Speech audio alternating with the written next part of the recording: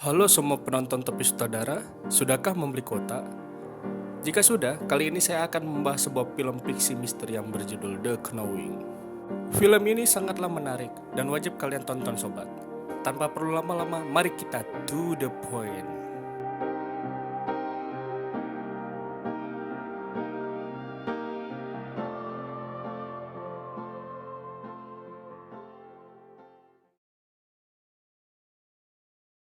Pada tahun 1959, terlihat seorang gadis kecil yang hidup menyendiri bernama Lucinda, yang sekarang dia sedang bersekolah. Di waktu jam istirahat, dia jauh dari anak-anak lain dengan suara-suara berbisik di sekelilingnya. Guru mereka, Nona Tyler, datang untuk memanggil anak-anak kembali ke kelas. Selanjutnya, sang guru ada di depan kelas. Dia mengingatkan mereka bahwa besok adalah hari pembukaan resmi sekolah. Sang guru memberitahu para murid bahwa sekolah merayakan pembukaannya dan kompetisi di mana siswa membuat time capsule tentang apa yang mereka percaya akan terjadi di masa depan.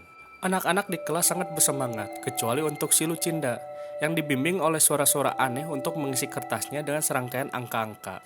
Sebelum Lucinda menulis angka akhir, waktu yang ditentukan untuk tugas tersebut berakhir, dan sang guru mengumpulkan pesan-pesan para siswa dan akan disimpan dalam kapsul waktu untuk dibuka 50 tahun kemudian.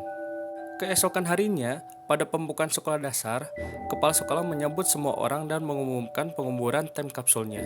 Sang kepala sekolah mengatakan, 50 tahun dari sekarang, keturunan mereka akan menggali kapsul waktu ini. Setelah time kapsul dikubur, Nona Tyler memperhatikan bahwa Lucinda telah pergi dari tempatnya. Para staf sekolah mulai memanggil namanya dan mencarinya di seluruh sekolah. Nona Tyler pergi menuruni tangga dan mendengar suara berisik di balik pintu. Saat membuka pintu, dia melihat Lucinda dengan darah di tangannya, dan dia telah menulis beberapa hal di pintu dengan jari-jarinya. Itu adalah angka yang tersisa yang belum selesai dia tulis sehari sebelumnya. Dia telah sangat ketakutan dan meminta guru untuk membuat bisikannya berhenti. Singkat cerita, 50 tahun kemudian, seorang astrofisikawan, John, merasa sulit untuk mengendalikan depresinya setelah kehilangan istrinya. Dia masih tidak bisa merelakan istrinya yang meninggal di kecelakaan kebakaran. Dia juga memiliki seorang putra bernama Caleb, yang juga berjuang tanpa ibunya. Keesokan paginya, di sekolah Caleb, kepala sekolah saat ini mengumumkan pembukaan kapsul waktu yang dikuburkan 50 tahun yang lalu. Kepala sekolah memanggil Nyonya Tyler yang sudah menua, guru yang sama dari 50 tahun yang lalu, untuk melakukan penghormatan. Time kapsul pun dibuka, dan anak-anak menerima amplopnya. Caleb menerima amplop dari Lucinda, yang terlihat hanya menemukan angka di atas kertas, sedangkan murid lain mendapatkan sebuah gambar. Sambil menatap angka, Caleb mulai mendengar bisikan di mana-mana, dan melihat sesosok misterius berdiri dari kejauhan sekolah. Namun sosok tersebut tiba-tiba menghilang. Di rumah, Caleb mencoba meminta izin pergi ke tempat temannya untuk menginap. Saat berbicara, ayahnya memperhatikan kertas dari sekolah dan menanyakan tentang hal itu. Dia tidak seharusnya membawanya pulang, menurut sang ayah. Begitu John menidurkan Caleb, dia mulai penasaran dengan angka-angkanya. Dan tanpa disengaja, John menempatkan gelas whisky di atasnya, dan itu membuat lingkaran di sekitar angka tertentu. Dia meletakkan beberapa angka di papan tulis, dan dia dengan cepat menyadari bahwa ini berarti sebuah tanggal 11 September 2001 yang mengarah pada serangan terhadap menara kembar di New York City yang menewaskan 2.996 orang, berbaris sempurna dengan angka-angka ini. John masih yakin bahwa ini hanya kebetulan.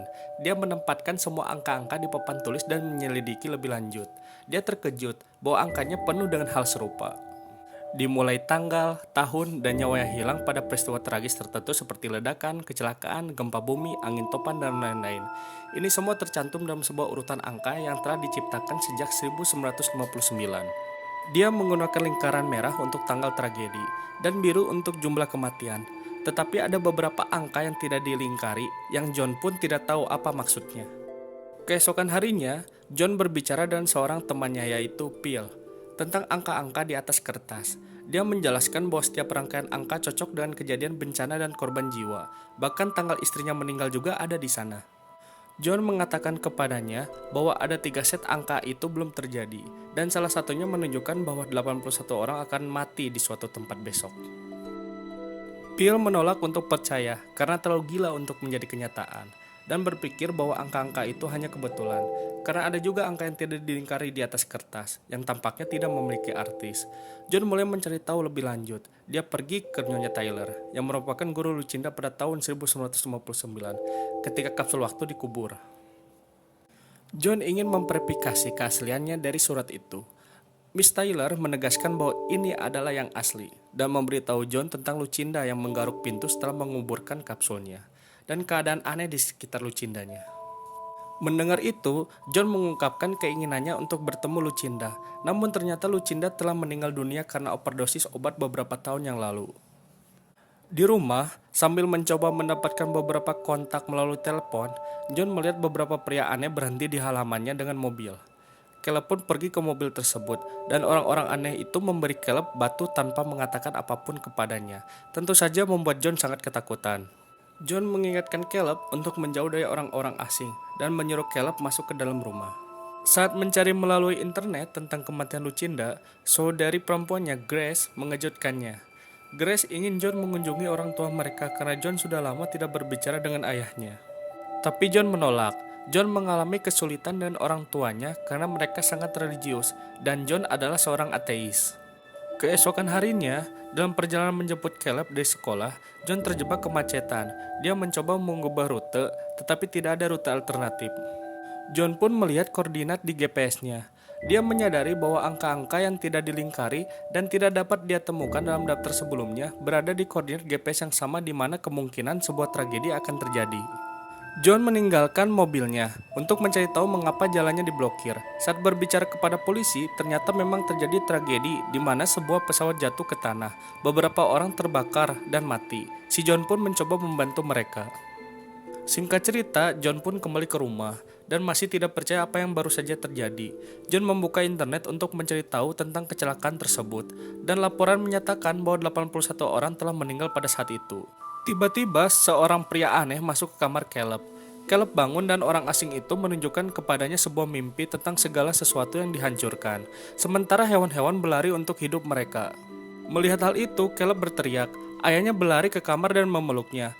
John melihat seorang pria aneh melalui jendela. John pun berlari mencarinya tetapi dia sudah pergi. Keesokan paginya, John dan putranya membuntuti seorang wanita dan putrinya ke museum. Saat di museum, dia bertemu wanita itu dan mereka memperkenalkan diri. Dia adalah Diana, putrinya Lucinda. John kemudian menjelaskan kepadanya bahwa dia mengikutinya untuk bertanya tentang ibunya. Diana pun menjadi kesal ketika mendengar nama Lucinda. John mengatakan bahwa prediksi Lucinda telah menjadi kenyataan dan hanya 2 yang tersisa. Yang terakhir akan terjadi 3 hari kemudian pada tanggal 19 Oktober dan 33 orang akan meninggal. John membutuhkan bantuannya, namun Diana pergi bersama putrinya, Abby, mengatakan dia tidak bisa membantunya. Di rumah, John melihat berita teroris. Dia langsung mencari lokasi berita tersebut menggunakan koordinat GPS. Dia menemukan lokasinya, yaitu stasiun kereta bawah tanah. John pun mencoba menelepon polisi. Akhirnya John pun pergi ke stasiun kereta bawah tanah tersebut untuk mengejar seorang pria yang menurutnya teroris ke dalam kereta. Dan ternyata pria itu hanyalah pencuri CD bajakan. Kereta pun akan siap melaju, tetapi mereka melihat kereta yang tergelincir menuju ke arah mereka dan terjadi kepanikan saat semua orang mencoba melarikan diri. Tragedi pun terjadi dan membunuh banyak orang, sesuai dengan prediksi kertas Lucinda lagi. Adegan berikutnya menunjukkan korban yang masih hidup termasuk John, keluar dari sebuah puing-puing. Polisi serta pemadam kebakaran berusaha membantu. John pun kembali ke rumah. Dia terkejut melihat Diana dan putrinya menunggunya. Dia memutuskan untuk memberitahu John bahwa bencana terakhir yang tersisa dalam daftar adalah pada tanggal 19 Oktober. Pada awalnya, Diana tidak ingin membicarakan hal ini dengan John, karena dia membenci gagasan untuk mengetahui kapan seseorang akan mati. Diana memutuskan untuk membawa John ke bekas rumah Lucinda, sebuah bangunan tua yang ditinggalkan, di mana ibunya biasa bersembunyi dari semua orang di sekitarnya. Saat mereka berhenti, mereka menyadari bahwa angka terakhir dalam daftar yang mengikuti tanggal 19 Oktober bukanlah angka 33, tetapi huruf-huruf terbelakang dari EE yang menurut mereka adalah inisial dari sebuah nama. Di rumah itu, John menggeledah kamar tidur Lucinda, di mana mereka menemukan bahwa EE diprediksi berarti semua orang akan mati. Dia juga menemukan banyak batu hitam seperti yang diterima Caleb. Di luar, Caleb dan Abby berada di dalam mobil, menunggu mereka kembali. Mereka berdua mulai mendengar bisikan dan melihat sosok-sosok aneh itu. Bisikan tersebut memanggil mereka untuk datang. Abby hampir diambil oleh orang asing tersebut, tetapi Caleb menggunakan klakson mobil untuk menarik perhatian Diana dan John. John dan Diana berlari ke arah mereka, tetapi orang asing itu pergi. John melihat salah satu dari mereka dan mengejarnya. Akhirnya, John menemukan pria itu. John bertanya apa yang pria asing itu inginkan. Pria asing itu membuka mulutnya dan cahaya terang yang besar datang darinya. Tiba-tiba pria itu menghilang. Singkat cerita, mereka kembali ke rumah John dan tidak percaya ibunya meramalkan kematian semua orang besok. Dan ini bisa menjadi malam terakhir mereka bersama. Keesokan paginya, John kaget melihat gambar Abby. Dia menyadari bahwa bencana terakhir mungkin ada hubungannya dengan matahari. John menemukan bahwa prediksi terakhir, yaitu besok, adalah ledakan super dari matahari yang menghantam seluruh tata surya dan menghancurkan semuanya. John pun dengan cepat pergi ke observatorium dan memeriksa pada aktivitas matahari yang terbaru dan menunjukkan tingkat radiasi matahari yang tidak normal. Dia berpikir bahwa ledakan matahari yang besar dapat terjadi segera, dan itu mungkin penyebab umat manusia akan punah. Saat pulang ke rumah John, mereka bersiap untuk bersembunyi di gua bawah tanah tempat Diana biasa bermain saat masih anak-anak. Waktu pun semakin menipis. John pun mencari anaknya. Ternyata Caleb sedang berada di meja kerjanya, menulis angka yang mirip dengan catatan Lucinda. Caleb dan John pun menyadari bahwa tulisan Lucinda di pintu 50 tahun lalu sangat penting untuk prediksi terakhir. Jadi, mereka kembali ke sekolah dan membawa pintu tersebut. John mulai mengungkap tulisannya Lucinda. Diana yang panik dan tidak sabar ingin sampai ke gua sebelum malapetaka datang, akhirnya membawa anak-anak tanpa sepengetahuan John. John akhirnya mendapatkan nomor dari pintu tersebut, dan dia menganggap ini adalah koordinatnya di mana mereka bisa selamat dari bencana ini. Tetapi ketika dia keluar, John pun menyadari semuanya telah pergi. Lalu John mengejar mereka secepat mungkin.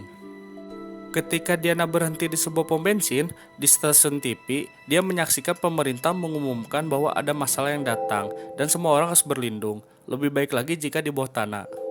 Diana mencoba menelepon John untuk memberitahunya di mana mereka berada. John mengatakan kepadanya bahwa tempat yang aman mungkin ada di tempat lama Lucinda sesuai koordinat, tapi Diana takut dan menolak untuk pergi ke sana.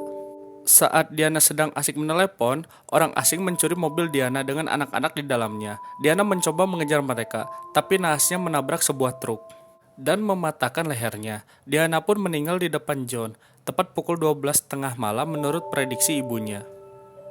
John berkendara ke rumah Lucinda yang ditinggalkan dan mengikuti jalan setapak yang dikendarai mobil ke semak-semak.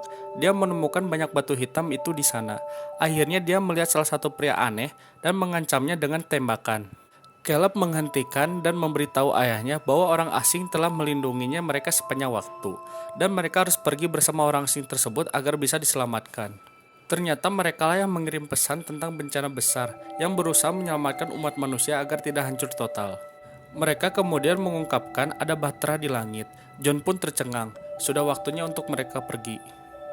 Tetapi orang asing tersebut hanya mengizinkan anak-anak pergi bersama mereka. Hanya yang terpilih yang harus pergi.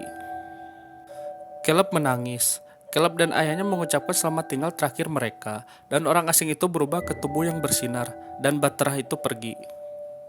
Dan terlihat di langit ternyata banyak dari bahtera semacam itu telah datang ke beberapa tempat lain di bumi. Singkat cerita, John bangun pada pagi harinya. Dia memutuskan untuk ke rumah keluarganya. Adiknya membuka pintu dan dengan pelukan John memberitahu adiknya bahwa Caleb aman. Dia memasuki rumah dan memeluk ayahnya, lalu ibunya, dan saudara perempuannya bergabung untuk saling memeluk. Ledakan matahari mulai menghancurkan segalanya, dan akhirnya mereka pun menghilang dalam kobaran tersebut. Ketika di akhir film, pesawat tersebut menurunkan anak-anak di tempat yang berbeda dan pergi. Caleb dan Abby berlari di lapangan menuju pohon besar. Tamat.